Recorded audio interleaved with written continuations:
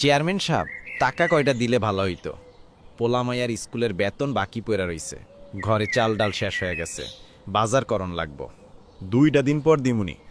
আমার ওই পূবদারের মাছের ঘেরের 4-5টা জঙ্গলে ভইরা রইছে। তোরা 2জন কাল সকালে যাইয়া সাফ করে দিস। আগের টাকা আর কালকে সব টাকা একলগে দিমুনি। চেয়ারম্যান সাহেব, আইসকা না কালকা, কালকা না পরশু, এইভাবে কইরা মেলা দিন পার হয়ে গেছে। আসলে কি টাকাগুলো দিবেন, নাকি এইভাবে নাগরদোলার চরকির মতো ঘুরাইবেন? চেয়ারম্যান সাহেব, কালো ঠিকই কইছে।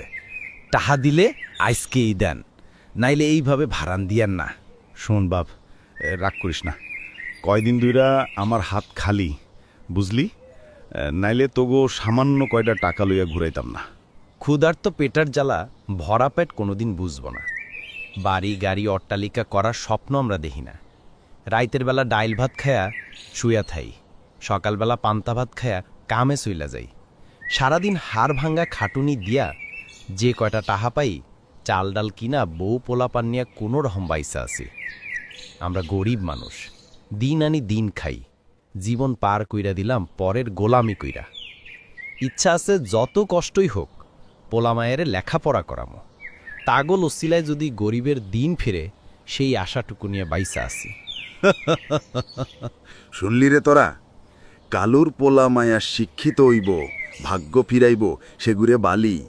শোন কালু, এই গায়ের বয়স তো কম হইল না। এই গায়ের মাথা হইলাম আমরা।